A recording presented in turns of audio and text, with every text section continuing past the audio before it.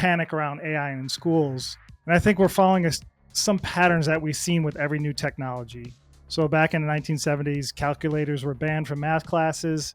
1990s, the internet was considered too dangerous for school research. And in 2010s, smartphones were universally vilified as classroom distractions. Each time, education eventually adopted, but not without painful transitions that disadvantage certain students and schools. And so I think with AI, the stakes are even higher and the transitioning is happening faster than ever before. I think with that, we want to kind of get into kind of your experience with AI, what you've been using it, how you've been using it, and just kind of get your thoughts on it, Dan. The last thing you said was there's a panic when there's new technology. And I think that's so true right now. Is you mentioned smartphones and the internet. I would say compared to AI, those are going to be small storms that you've had in education. I think AI coming in is a tsunami that if you're not prepared for it in the next 2 years, I don't know if you even be in education in 5 years. If you're not willing to adapt to it, to learn from it, which brings on chaos and panic immediately to administrators, school boards, district sites, just because the parents on the outside of our walls are going to be saying, what are you doing for my kid? Because that's where they live. And their kids obviously are coming up, but it's not fast enough right now. And I know there's so many teachers right now that if you're teaching the way you did 5 years ago, you're way behind.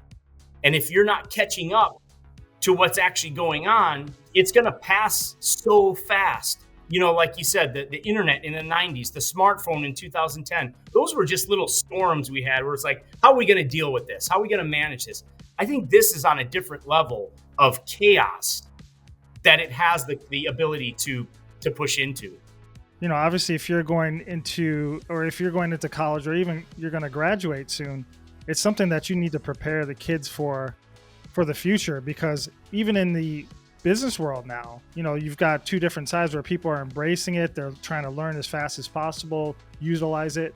Or you got people who are really scared of how the disruption is going to be, and they're panicking, they're overwhelmed, they feel lost, they're not sure where to go. So, if we're feeling that in the professional world, I can only imagine what teachers are feeling right now.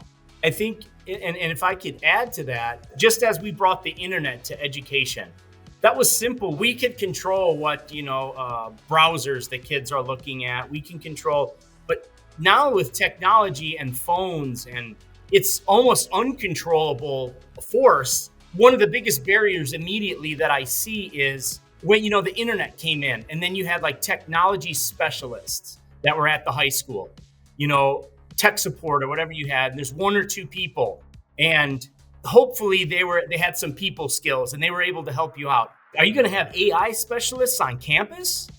Because there's going to be programs. And I know, Scott, when we spoke, we talked about, hey, like, what can we do to help you? I think we're so ignorant as teachers to understand what's on the outside of our walls that we're going to have training to be able to even understand what AI is, like where does that support come from? Where does that help myself? I mean, I'm excited for it, which means I'm willing to kind of accept it and learn it. Yeah. But what about those teachers that have been in it for 15, 20 years and they're like, hey, I still have 8 to 10 years before I can retire. And I said, this tsunami of change is coming. And you're like, whoa, what am I supposed to do? I feel helpless as a teacher. I'm curious, in video games, cheat codes let you skip months of grinding to unlock special abilities instantly. Have you ever wished for something similar for your software challenges? What if there's a way to instantly access 20 plus years of specialized expertise instead of developing it all internally? What if you could solve in weeks what might otherwise take months or years? Would you agree that most organizations face a steep learning curve